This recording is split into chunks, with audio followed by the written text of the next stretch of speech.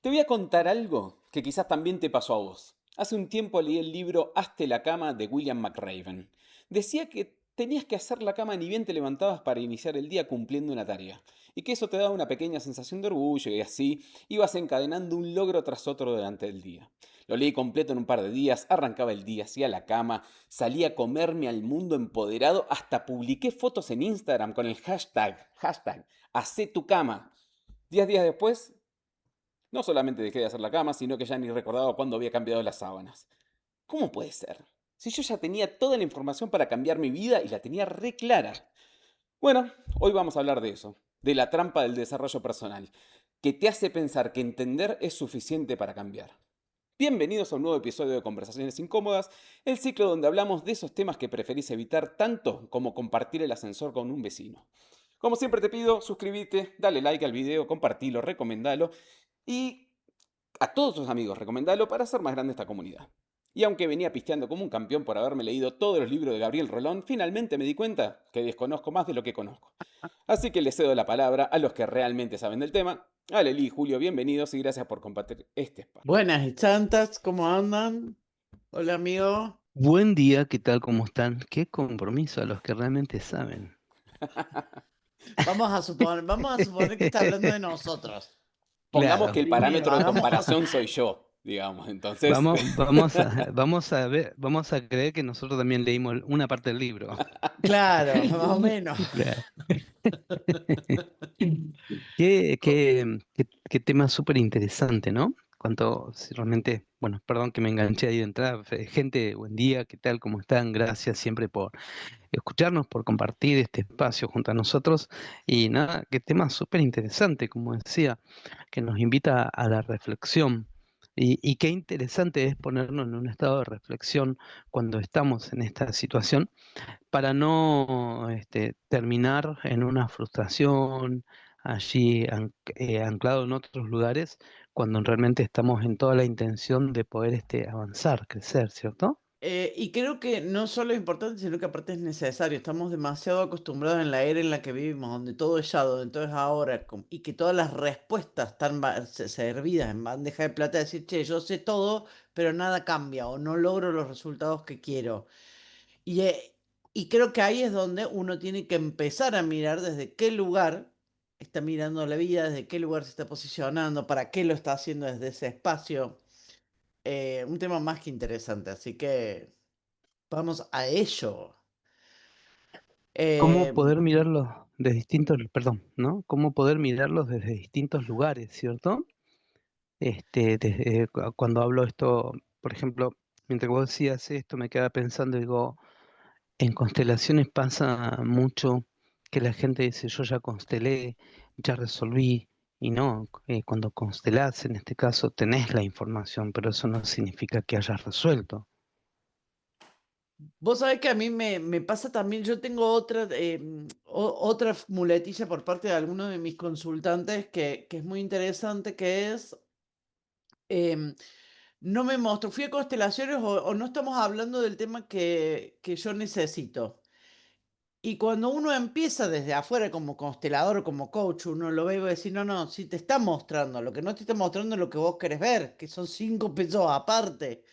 Ujú. Entonces, cuando para mí, cuando uno empieza en un proceso de desarrollo personal, tiene que estar dispuesto a dos cosas. Primero, a autoevaluarse, autorreflexionar sobre uno mismo, a una meta, sería una meta comprensión de uno mismo, pero también observar aquello que no quiere ver, estar dispuesto a entender que lo que se va a abrir, lo que se va a mostrar, lo que vamos a tener disponible, tiene más que ver con aquello que no queremos ver que con lo que sí. Las respuestas no son las que tenemos, porque si ya las tuviéramos, estaríamos en otro espacio, o sea, habríamos logrado otra cosa. Quizás la respuesta que tenemos no es la respuesta que necesitamos. Ah, qué frase esa, ¿ves? Esa me da para un reel, Diego. Me quedo pensando en esto que sí dice, em, el estar disponible. ¿Qué significa también estar disponible, no? Yo digo que la vida es sabia y nuestro alma es muy sabio, y vamos a tocar ciertos temas, por ahí vamos a charlar sobre ciertos temas, pero no tenemos la capacidad o no estamos todavía disponibles con esa fortaleza, con esa capacidad necesaria para poder tratar y trascender cierto tema, a pesar de que lo habláramos, y en el tiempo lo volvemos a tocar, y en ese tiempo que lo volvemos a tocar, recién podemos profundizar para empezar a ir en pos de esa transformación. Mientras tanto, todo es información. Pero ¿qué es lo que pasa Totalmente. ahí cuando uno eh, lee un libro, inclusive hace una constelación o que uno entiende lo que está pasando o entiende por qué uno hace determinada cosa o por qué uno repite un patrón, pero no lo puede cambiar? O sea, ¿qué es lo que pasa ahí? Yo en lo personal, ¿no? Creo que acá hay dos cosas que tenemos que diferenciar. Uno entiende desde la cabeza, uno entiende desde lo racional, uno tiene las herramientas a nivel eh, proceso de lo que deberíamos hacer, paso uno, paso dos, paso tres. Ahora bien, otro tema, otro tipo de comprensión es la comprensión emocional o la comprensión álmica o, a ver, digo, vos me hablabas de tendamos la cama una vez apenas nos levantamos para empezar el día con algo hecho. Ahora, si yo no soy consciente, si tiendo la cama en automático y no soy consciente de toda la lista de tareas que ya tengo pendientes, sino simplemente me levanto con la tarea de tender la cama, ¿cuál es mi objetivo? Tender la cama. Entonces, racionalmente qué estoy haciendo? Y estoy cumpliendo con mi objetivo, que fue tender la cama. No pensé, digo, che, tiendo la cama, pero tengo todo el checklist de otras cosas que tengo que resolver o que quiero resolver en el día. Y resolver, eso es ser consciente desde lo emocional, no solamente desde lo intelectual. La cabeza está todo bien, pero la cabeza no resuelve muchos de los problemas que tenemos, porque los problemas que tenemos son de otra índole. Son índole emocional, son índole eh, álmico, si queremos, si hablamos de constelación, por ahí se habla más desde el alma, o de los movimientos del alma. Tienen otra profundidad que no tiene que ver con lo que entendemos con la cabeza. Es cómo pasamos por el cuerpo ese proceso para realmente decir, che, tiendo la cama con el objetivo de empezar con una tarea lista, pero en realidad mi lista de tareas real es toda esta. Entender, como dice Lely, entender es un proceso mental. Entonces yo tengo una charla de café y entiendo, pero comprender es un proceso que va más con el alma, va más con el corazón, ¿sí? Y la distancia, yo siempre le digo a mis alumnos por ahí que la distancia más larga de la vida son estos 46 centímetros que nos separa, ¿sí? De lo que es la mente al alma, a donde se hace todo este proceso. Y esa distancia se genera porque a veces estamos tratando un tema, ¿sí? Que nos estamos enrolados en un tema, pero ese tema está sostenido por muchos temas más, ¿sí? De pronto, si yo viniera a un proceso de terapia con Aleni, que ella es psicóloga, y estuviera, no sé, con parejas que me abandonan, ese es el disparador, eso es lo que me viene a mostrar, ¿sí? Y me quedo ahí, yo tengo la información que las parejas todas me abandonan.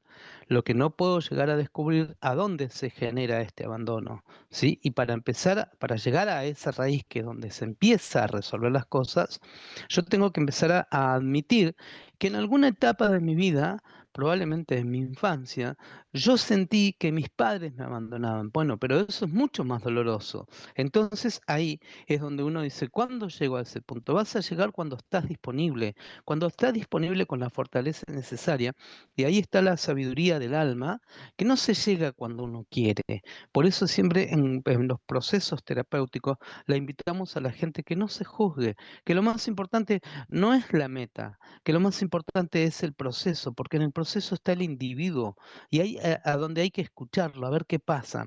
Resulta que en todo este proceso yo voy a sentir angustia, voy a sentir tristeza, voy a sentir dolor, pero esto viene por consecuencia de, o sea que esto que está pasando aquí tiene una raíz allí atrás. Llegar allí atrás es donde yo empiezo en ese proceso o sea, dejo de entender para empezar a comprender. También, a ver, me parece que esto que decía Julio, los problemas que yo tengo en relación a un tema específico no necesariamente tienen que ver con ese tema específico.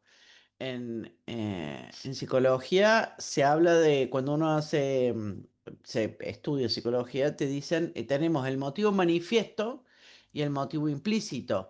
Todo síntoma, y esto también, o en otra versión sintomatológica se llama el beneficio secundario de la enfermedad, digamos. Toda persona dice, che, no consigo trabajo. Bueno, perfecto, veamos por qué no conseguís trabajo. O sea, ¿acuerdan este caso que yo conté en uno de los primeros podcasts, uno de los primeros episodios, en donde había un hombre que quería crecer económicamente y laboralmente y los ascendían a todos menos a él? Y cuando empezamos a mirar qué pasaba, todos los hombres en su familia que habían ganado más plata o que ascendían laboralmente abandonaban a su familia. Y él no quería abandonar a su familia porque él amaba a su mujer y a sus hijos. Entonces no se quería convertir en el hombre malo que el inconsciente familiar decía que iba a ser si ascendía o crecía económicamente. Entonces el problema no es por muchas veces lo que uno hace, pero muchas veces son las limitaciones que tienen que ver con lo ancestral, que tienen que ver, y tienen que ver con lo que nosotros también nos ponemos en límite. Decir, che, tengo ganas de escuchar que mi papá fue malo porque la dejó a mi mamá, porque a veces uno no tiene ganas de escuchar eso, uno tiene ganas de decir, no, mira, a mí me interesa, mi padre fue un hombre santo que me acompañó y me ayudó y pues sí, bueno, vamos a suponer, ¿y por qué tan santo y vos no podés crecer económicamente? Y no podemos crecer porque los hombres hicieron cosas que no estaban bien o que para el inconsciente son peligrosas. Bueno, hablemos de eso. Y hay gente que se resiste. Me ha pasado con clientes o con pacientes que dejan de venir cuando ven algo que no quieren ver. Ahora no van a cambiar el patrón. Van a poder tender la cama, pero no van a cambiar el patrón de comportamiento, porque no hay conciencia, no hay comprensión desde lo emocional, desde el cuerpo, desde la biología, sino hay comprensión racional de que estoy eligiendo mal las parejas o todos los me abandonan o no haciendo en el trabajo, pero la culpa es del otro, nunca la responsabilidad está puesta en cómo yo estoy mirando lo que está pasando. En cierta forma, me quedo con ese la culpa es del otro. Encontrar una raíz en nuestra historia, ¿no es un poco también eso de la culpa es de otro? No. La culpa es, cuando trabajamos en terapia, una de las cosas que se le invita a la persona a abrir un proceso desde un lugar de adulto. El adulto es el que tiene la capacidad de hacerse responsable. Si no, estamos con un lugar de niño buscando culpables. Si vamos a buscar culpables, no vamos a llegar a ninguna resolución. O sea, yo soy responsable de esto. Sí, esto pasó, bueno, aconteció, ok. Pero a partir de ahora es mi responsabilidad salir de ese lugar o quedar anclado. Si no, desde la culpa, yo siempre tengo como el mismo ejemplo, ¿no? Para encontrar un culpable tenemos que tener un juicio. Y después de ese juicio encontramos el culpable y cuando hay un culpable hay una condena. Y la condena no te deja avanzar. No tiene un sentido de resolución la condena. Es pagar por eso que hiciste. Y en la vida no se trata de eso. La vida es una, yo siempre digo que la vida es súper amorosa, más allá de todo dolor, y nos da oportunidad, y la oportunidad que nos da cada vez que resolvemos es la posibilidad de crecer, porque en definitiva, todo esto que duele, lo que va a hacer es crecimiento, es expansión interna, es que vos puedas salir de ese lugar donde estás estancado, donde no puedes lograr tu objetivo, para pararte en tu verdad y a partir de tu verdad concretar lo que tanto anhelás. Y yo creo que, a ver, cuando uno busca la comprensión en lo transgeneracional, que no hay recetas mágicas tampoco, ¿no? No es que porque, mágicamente ya me enteré que esto pasó, entonces ahora voy a ascender. No, no, ya estoy dispuesto a no repetir este patrón y tengo que entender qué tengo que hacer para no repetir ese patrón, para elegir libremente, para poder ser un adulto responsable de mi propia vida. Yo hay un ejemplo que uso mucho, que digo, a ver, uno en decodificación habla de dos conductas, la repitencia o la reparación, que ninguna de las dos es la sanación, ¿no? Si yo repito tengo un abuelo alcohólico, me vuelvo alcohólico. Tomo, por más que no sea alcohol, no me considero alcohólico, tomo hasta que los hago de los canarios. Eso es repetir. La reparación es, yo tengo un abuelo alcohólico, me vuelvo totalmente abstemia. Y en mi casa no se puede tomar un gramo de alcohol y nadie puede tomar alcohol ni traer alcohol. Y si vos traes una botella de vino, por más que yo no tome, vos te vas de mi casa, en mi casa no se descorcha. O sea, me voy al otro extremo, que tampoco es sanar, porque no es que yo no tome, no significa que se está sanando el patrón. Me estoy volviendo en el opuesto, me estoy volviendo tan rígida como el alcohólico. Ahora, ¿qué sería sanar? Entender que esta persona, por qué esta persona, o qué explicación yo puedo encontrar de por qué esta persona hacía lo que hacía, y poder elegir, che, ¿sabes qué? Me puedo tomar una copa de vino sin volverme alcohólica, sin pasarme de rosca. Puedo aceptar que haya gente que le guste tomar alcohol en mi casa por más que a mí no me guste. Puedo tener un farno en mi casa por más que yo no tome. Digo, a ver, em, la sanación tiene que ver con esto, con poder elegir libremente lo que quiero hacer sin demonizar a un otro o a una conducta, ni santificar, porque acá, recordemos, voy a ser muy políticamente correcto, vos después ponerme el VIP, Diego, ¿no? Pero después de muerto hasta el peor hijo de pasa a ser santo. Pip. Entonces, creo que tiene que ver esto, ¿no? O sea, uno no puede ni buscar demonios ni buscar santos. Esto es, che, ¿qué pudieron hacer ellos, estas personas en su realidad? ¿Y qué tengo que hacer yo para no repetir ese patrón en esta realidad? ¿A mí me falta comida? No, chicos, a mí no me falta comida. Ahora tuve abuelos, bisabuelos, y abuelo, mi abuelo vivió la guerra y vivió la hambruna de la guerra. ¿Hace falta que yo repita patrones de hambruna? No, no hace falta que yo repita ni patrones de hambruna ni patrones de escasez. Ahora, lo repito porque hay gente que se salvó haciendo esos patrones. Sí, perfecto. Bueno, entonces tengo que comprender, pero comprender desde el alma, desde el corazón, desde la sensibilidad de por qué esa gente hacía lo que hacía, para poder elegir no hacerlo. Pero yo estoy eligiendo no hacerlo. Y hay un ejercicio consciente que es, che, estoy comprando aceite, me doy cuenta que cada vez que voy al súper compro aceite, harina y azúcar. Eso es lo que compraba mi bisabuela en la guerra, decía que nunca te tenía que faltar. A mi mamá nunca le falta. Yo me di cuenta de que iba al súper y hacía eso, entonces cada vez que voy al súper voy consciente de si tengo o no tengo aceite, harina y azúcar en mi casa para no comprar. Pero ese ejercicio consciente es el compromiso mío con no repetir un patrón que es innecesario en mi vida. Yo descubrí por qué lo hacían, sí, bueno, era lógico, pero me explico dónde está el punto. Hay una parte consciente que es mi responsabilidad y no lo voy a resolver ni con una constelación, ni con un coaching, ni con psicología, ni con decodificación. Esa parte es mi responsabilidad como adulto independiente, responsable y autónomo de tomar el proceso terapéutico, cual fuere el resultado, y hacer con ello algo que respete mi responsabilidad, mi libertad y mi autonomía. Lo dije. En el proceso de las personas que buscan un cambio o que lo intentan, que dicen estar queriendo lograr un cambio, entiendo que hay muchos de los cambios que pueden no lograrlos por varias razones, pero habrá algunos que tienen una razón real, una limitación real, y otros alguna excusa simplemente. ¿Cómo se puede diferenciar una limitación real de una excusa? Ahí cada caso para Eh, mí es puntual, pero eh, ah, sí, para cada caso son muy particulares. En psicología es el único lugar donde no hay una fórmula, no existe una fórmula. Pero bueno, eh, mayormente tiene que ver, la excusa tiene que ver de modo inconsciente con evitar el dolor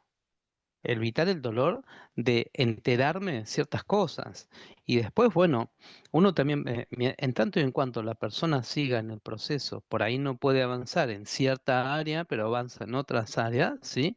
Al avanzar en otras áreas, probablemente se esté preparando. Para avanzar en aquello que dejó ahí pendiente, porque en este momento no está disponible. Disponible quiere decir que uno tiene que tener la fortaleza necesaria. Yo soy una persona que camino mucho la parte terapéutica, que asisto mucho a mi espacio terapéutico, y hace 3 años, 4, descubrí que mi papá no es mi papá. Y vos decís, y bueno, pero escúchame, en tantos años de terapia, y no, ¿y por qué ahora? ¿Y por qué es ahora donde yo estaba disponible con la fortaleza necesaria, mi alma estaba preparado para recibir esa información? Y bueno, ¿por qué? ¿Por qué no es recibir la información? El terapeuta también tiene que tener mucho tacto. El terapeuta no es el que va a traer luz y le va a decir, mira, vos te pasa tú. No, no, hay un alma del otro lado. El terapeuta va a guiar, va a acompañar para que la persona se vaya dando cuenta lo que se está contando a sí mismo. ¿Sí? Y bueno, yo lo pude ver cuando lo pude ver porque estaba preparado para atravesar no solo eso, sino todo lo que se movía en torno.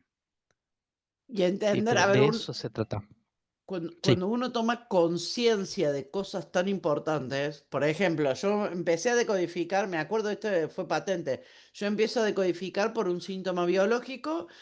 A los 4 meses yo me entero que mi papá no quería más hijos y que mi embarazo no fue un embarazo deseado ni buscado, es más, casi podríamos hablar en contexto de deco de una estafa emocional. Eh, es muy fuerte cuando uno se entera de que eso sucede, pero o me quedo anclado a algo así, ¿por qué no me enteré hace 3, 4, 5 meses? Porque no estaba preparada para escucharlo, para entenderlo, para no juzgarlo. Porque es eso, es no exactamente. juzgarlo. Y es entender que mi mamá hizo lo que pudo, que mi papá hizo lo que pudo, que no eran personas perfectas, que eran humanos, no eran dioses ni semidioses, que hicieron lo que pudieron con su historia y desde ese lugar pararme a decir, che, ¿saben qué? Gracias por haber, de todas formas y a pesar de todo eso, haber elegido la vida porque gracias a eso yo estoy acá. Ahora, me tengo que hacer cargo de que hubo consecuencias. Celos de hermano. A ver, todos tenemos, el que tiene hermano sabe que hay celos de hermano, sabe que hay cosas que cambian y dinámicas que cambian. Entonces, desde ese lugar, no es solamente hacerme cargo de, che, no me querían, no fui un embarazo buscado, sino aparte de hacerme cargo, che, mi papá no es mi papá. Es hacerme cargo de todo lo que viene por detrás, que es ¿por qué no se me dijo? Que familiarmente mis hermanos o mi familia, cómo actuaron o entender comportamientos de ciertas personas en relación a ciertas circunstancias. Y el proceso puede ser muy doloroso, puede ser muy amable, pero también puede ser muy doloroso. Y uno tiene que estar dispuesto a enfrentar, estar dispuesto a ver desde lo, che, tengo ganas reales, sinceras y auténticas de hacerlo. Vos decías, ¿qué pasa cuando la persona dice que quiere cambiar? Si no cambia, yo te diría, ¿quiere cambiar? ¿Tiene ganas de cambiar realmente? El punto uno. O estamos en un no, porque socialmente sería correcto que cambie, entonces tengo que decirlo, pero no es lo que quiero, hay una resistencia interna. Entonces, lo primero es, la persona quiere cambiar. Segundo, cuando cambie, ¿qué va a pasar? Porque también, a ver, cuando vos cambias, empieza a haber resistencia del sistema, empieza a haber conductas de tu familia o de tu contexto que va a decir, che, esta no es la Leli que yo conocí. Entonces, se pueden resistir y pueden generar algún tipo de conflicto para que yo vuelva a ser la que era antes. Me van a tratar, el sistema va a tratar de llevarme a... Si yo quiero cambiar, voy a tener que tener la fuerza para afrontar ese cambio. Entonces no es mágicamente alguna constelación, me entero de la información y ya sane, ahora entiendo un montón de cosas. No, perfecto. ¿Ahora entendiste? Ahora tenés que hacerte responsable de lo que entendiste. Y tenés que sostener un cambio que sea real, sincero y autónomo, que diga, che, me mantengo acá, cueste lo que cueste, desde el lugar que sea, haciendo lo que sea, pero en conciencia de que lo que estoy sosteniendo no es mi papá no era mi papá o yo fui producto de un embarazo no deseado. No, no, es hubo gente que hizo lo que pudo desde donde pudo. Y yo me tengo que hacer responsable de hacer con mi vida lo que yo quiera. No por casualidad, vamos a ser sinceros, ni Julio ni yo tenemos hijos. Hay toda una historia que en algún punto, por más que uno hubiera querido, yo en mi caso no quise, pero si uno hubiera querido no, no tiene hijos. Hay una historia que da respuesta a por qué no se dieron los hijos. Me acuerdo de un caso de una chica que fue hermoso. Esta chica estaba estudiando, tenía que estudiar doctorado, ella quería ser madre, ¿sí? Y no podía quedar embarazada, no había forma, habían hecho trabajos habían invertido, la cantidad de plata que habían invertido en la maternidad, en un embarazo, era imposible. Y en paralelo ella tener un doctorado, estudiar un doctorado. Y me acuerdo que cuando empezamos a ver la historia, yo le digo, ¿vos te das cuenta que en tu casa, en tu familia, las mujeres o son madres y se quedan en el hogar, o se desarrollan profesionalmente pero no son madres? Entonces ahí había un patrón en el cual las mujeres tenían que elegir o por la carrera profesional o por la carrera maternal. Cuando ella entendió esta lógica, dijo, bueno, me anoto en el doctorado, que sea lo que sea, si viene, viene, y si no viene, no viene. hicimos todo un trabajo, un proceso Se va de viaje con el marido. Me acuerdo que me trae de ese viaje un cartelito que dice, acá se aceptan de todos menos mandatos. Y cuando me da el cartelito me dice, Lali, ¿vos podés creer que me embaracé? Ya inscripta en el doctorado, en ese viaje ya quedé embarazada. Porque entendió que podía elegir las dos cosas. Pero hubo una conciencia personal de que no, la limitación externa, ella podía no elegirla. Conocer esa información repara o te ayuda a tomar decisiones en función de eso. No se puede... Dependiendo desde qué lugar lo mires, primero es información. Y lo que es información es meramente información. A partir de la información, uno puede empezar a reparar, ¿sí? Desde mi lugar, desde que yo, Julio, trabaja, yo siempre digo que está la parte de la redención. Está bien, esto me dolió, pero eso que me dolió, yo lo puedo mirar desde dos lugares. Lo puedo mirar desde el lugar de víctima y solo ver lo que duele, o lo puedo mirar desde un lugar protagonista y saber que eso que me dolió también me generó mucho crecimiento, también me generó mucho aporte. El tema es, aquí, desde qué lugar yo lo voy a tomar. Eso es una decisión muy personal. ¿Sí? Porque si lo miro de víctima, y no voy a repararlo, y ahí es donde voy a entrar en buscar culpable, no me voy a hacer responsable. Lo que pasa es que también acá se abren otras preguntas. ¿Para qué es necesario que uno viva desde el lugar de víctima? Porque hay gente que necesita vivir del lugar de víctima, y no está mal, porque ahí ya tenemos que trabajar la victimización.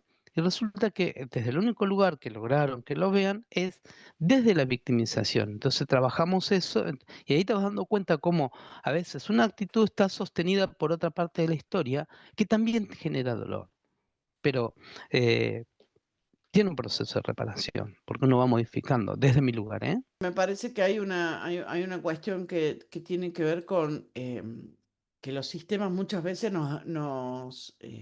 las historias nos muestran, yo creo que las historias nos muestran modos operandi, ¿sí? Formas de accionar en las cuales las personas han logrado sobrevivir y han logrado procrear, tener una familia, han logrado prosperar económicamente en algunos casos, han logrado avanzar o lograr ciertos resultados, pero no significa que sean funcionales y eternos y para siempre y los mejores resultados que podamos tener. Entonces, desde ese lugar es mirar con amor si puedo o no puedo gestionar o si puedo o no puedo si quiero o no quiero ver todo esto que se está viniendo, todo esto que va a que le pasa a mi familia, y desde ahí elegir cómo quiero ver a las víctimas, cómo quiero ver a los victimarios, y cómo quiero verlos es sin juzgar, porque mientras yo juzgue me voy a quedar en un lugar infantil. Cuando yo logro decir, entiendo que honro lo que hicieron, bien o mal, no lo voy a juzgar, honro lo que hicieron, entiendo que fue lo que pudieron, y yo no lo elijo, es cuando se vuelve viable poder elegir algo diferente. Voy a Sí. tomar una palabra que dijo ahí el Elías un ratito, los procesos de sanación. Los procesos de sanación, o sea, lleva su tiempo, es un proceso, como se dice, y yo a veces le traigo como ejemplo, digo, cuando nosotros tenemos una herida profunda porque nos cortamos la mano, ya sea con un cuchillo o con lo que fuere, en ocasiones algunos tienden a poner la gotita, algo como muy rápido para que eso se pegue. Dice, mira qué proceso, qué buena sangre, cómo te respondió, ya lo sanaste. Resulta que en el tiempo te aparece una infección en la espalda y no sabes de dónde proviene. ¿Por qué? Porque acá no se cumplió ese proceso de sanación. El proceso de sanación significa que hay que higienizarlo, no le voy a meter alcohol. ¿Sí? Acá hay que higienizarlo, hay que limpiarlo. Esto va a llevar un proceso donde se va a ir cerrando a poco, donde me va a ir picando inclusive. Pero cuando esto se sana, ¿sí? Se cierra, después queda una cicatriz. A esa cicatriz inclusive hay que seguirla tratando con algunas cremas para que desaparezca. Bueno, el alma es mucho más sensible que eso. No creas que vas a emparchar. Si emparchas, vas a estar en el mismo lugar en un proceso de cambio y no de transformación. ¿Por qué? Porque te adaptaste a este momento. Y puede que la cicatriz nunca desaparezca del todo y está bien, ¿o no? Y sí. Es que la cicatriz tiene que desaparecer. La cicatriz la tenés que resignificar en todo caso. Sí, el tema es de qué lugar seas. Mirá, yo cuando fui a la guerra me quedé en esto, oh, mira, sí, esto me quedó, pero ¿sabes qué? Yo aprendí tú, y bueno, listo. Esto que deja de ser dolor. Aparte, si la gente empieza a entender que esto que entre los espirituales llamamos redención o resignificar, esto que a mí me dolió puede ser un, una herramienta de bendición para los demás, porque ahí empiezo a desarrollar una empatía donde escucho a los demás y puedo comprender su proceso de dolor y no juzgo y acompaño. Pero deja de doler en algún momento. Ah, Sí. desde lo personal, sí. Pero Sí. va a dejar de doler siempre y cuando puedas dejar de juzgar, Mm. porque lo que duele es el juicio. Yo inicié el episodio hablando de un libro, eh, digamos, tratando de dar un ejemplo claro o bastante sintético de qué trataba la temática del día. No es mi intención demonizar ningún tipo de libro de autoayuda, de crecimiento, de No. desarrollo personal ni nada, pero ¿sirve leer ese tipo de Sí. material, ese tipo de contenido? Eh, ¿Es útil? Yo voy a decir el nombre de Lely Ortiz y nada más que el nombre de Lely Ortiz. Yo creo que sirven en la medida que no estamos buscando la salvación de las almas, ni estamos buscando la respuesta universal, ni la verdad absoluta, y si entendemos que son formas de ver que nos van a ayudar a vernos desde un lugar distinto, que pueden o no sernos útiles, ojo, porque hay gente que un libro le sirvió mucho y hay gente que un libro no le sirvió, el mismo libro no le sirvió nada. Sirven en la medida que para mí se vuelven una herramienta y no la verdad absoluta, porque eso también pasa, ¿no? Tomamos un libro y decimos, Padre pobre, porque padre pobre, padre rico, ¿quién se llevó mi queso? Son todos libros que son muy buenos y dan muy buenas herramientas, pero son eso, son herramientas, no son verdad. No es que si vos seguís al pie de la letra es una receta para el éxito. Son herramientas. Si podemos poner en la balanza y relativizar el peso de esos libros, yo he leído libros de autoayuda que son geniales como una herramienta. Los cuatro acuerdos, por ejemplo, es un libro que a mí me encanta y que me hace pensar muy mucho desde la filosofía, desde cómo me planteo vivir, qué es lo que quiero para mi vida. Pero me hace reflexionar ahora. Yo lo sostengo y tengo que ser sincera, no, porque si yo tuviera que vivir en base exclusivamente a esos cuatro acuerdos nada más, no sé si podría sostener la vida que tengo o todas las actividades que hago. O, bueno, me sirve para ser consciente, para tomar referencias, pero tengo que tomarlo y construirlo yo para mí. Usarlo yo en mi vida, adaptarlo. No, no son recetas mágicas, no es un checklist. Ay, tendí la cama, recogí la mesa, lavé los platos del desayuno, hice la comida. Bueno, y te pasaste haciendo un checklist y nunca lo que querías, básicamente. En realidad son un aporte, pero no es, o sea, porque te van a revelar por ahí donde estás, en qué lugar, algo te va a movilizar, pero no, no existe, porque si no eso sería como tener la capacidad de autoanalizarse y autogestionarse, cuando en realidad es necesario la mirada del otro afuera, porque la mirada afuera, en este caso de los operadores, de los profesionales, ¿sí? Es lo que trae cierta objetividad y te ayuda a verte desde otro lugar e inclusive te ayuda te aporta para que vos puedas atravesar situaciones súper dolorosas, que pueden ser dolorosas. A mí el tema de mi padre, sí, fue súper doloroso. Yo tenía algo muy particular. A todo lo que es adulto mayor nunca le tuve respeto, le tuve miedo, que es distinto. Pero bueno, tuve el padre que a mí me dio el apellido, tuvo la actitud de pegarme, pegarme, pegarme. Lo único que hizo en la vida fue pegarme, pegarme, pegarme. Entonces todo había un gran dolor, había un gran resentimiento. Bueno, en ese proceso que se pudo trascender, se pudo trascender muy bien. Yo soy un agradecido a Dios por ese padre y hoy tengo un amor muy especial. ¿Y por qué soy agradecido? Porque por lo menos, a diferencia del otro que no pudo estar presente, y fíjate que dije pudo, ¿sí? Este me dio un apellido, me dio una identidad y bueno, me dio un lugar y qué bueno, ¿sí? Lo que él hizo, bueno, también lo pude comprender por qué lo hizo y a raíz de qué. ¿Por qué? Porque había un dolor, ¿sí? ¿Qué duele acá? Un poco también a la respuesta, a la pregunta que vos trajiste en un momento. Acá lo que le duele, ¿sabés a qué le duele, Diego? no le duele al alma. El alma siempre busca integrarse, le duele al ego, le duele a la razón. Eso es lo que nos duele, porque se destruye todo, se rompe toda estructura de pensamiento, toda estructura de conocimiento que nosotros tenemos, ¿sí? Lo que acá, cuando atraviesa esa parte, va al almático. El almático es lo que viene a reparar, y reparar el alma es a lo que vinimos. Pero bueno, comprar un libro de autoayuda, volviendo a ese tema, también puede ser una señal de que uno quiere cambiar algo o necesita cambiar algo o algo Sin en sí, o duda, algo Claro. dentro está haciendo ruido y es un totalmente, primer paso, digamos. Lo importante sería pero después sin duda. entender que no es la solución mágica y que puede llegar a necesitar algún tipo de acompañamiento. Y que, y Diego, que lo dijiste y ningún, todo. y que ningún, pero a ver, ninguna es la solución mágica. Ni siquiera la constelación, el coaching, la decodificación, la terapia, son herramientas. ¿Y esto por qué lo digo? Porque uno como terapeuta, creo que nosotros con Julio en esto somos bastante responsables, o muy responsables con nuestros pacientes o nuestros clientes. Y cuando encontramos un límite en cómo la persona, en si podemos o no acompañar a una persona, derivamos. Pero el paciente también o el cliente tiene que entender que quizás el primer coach que consulte o el primer terapeuta no sea su terapeuta, que no porque bien por empezar terapia, pero también tiene que encontrar la persona con la cual se sienta cómodo para hacer ese proceso, porque no es un proceso menor. Y tenés que estar con personas que usen la técnica y la disciplina que te sea coherente. A mí en momentos el psicoanálisis me sirvió mucho y por momentos si yo hoy hiciera psicoanálisis no me serviría. Necesito algo más diferente al psicoanálisis, porque yo me doy cuenta y tengo los conocimientos. Ahora, hice años y me sirvió un montón la psicología. Hay problemas que sirve para la psicología y hay problemas en los que la psicología no sirve y tengo que buscar otro terapeuta. Ninguno me va a dar la solución mágica. La solución va a estar en que yo tome el proceso y me haga cargo de ese proceso y diga, che, quiero sanar sinceramente. ¿Qué tengo que hacer? Bueno, empezar a revisarme. Bueno, hacete preguntas. La primera, hacete preguntas, cuestionate. El libro, perfecto. No es tu última, ni la mejor, ni la más dura, ni... Es una solución posible más.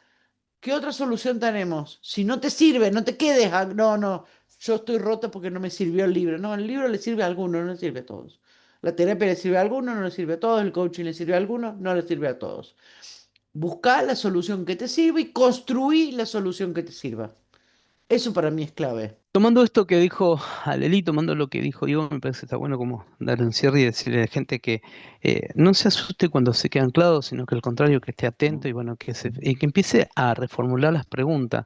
Porque acá lo importante es, no es juzgarse, sino no es el buscar la respuesta a lo que hago, sino ¿para qué lo hago? ¿Para qué estoy haciendo esto? ¿Sí? Porque cuando yo descubro para qué lo estoy haciendo, es ahí donde voy a empezar a modificar lo que necesito modificar. Siempre tengo que estar con una pregunta que sea amorosa. La amorosidad es fundamental, la amorosidad es fundamental.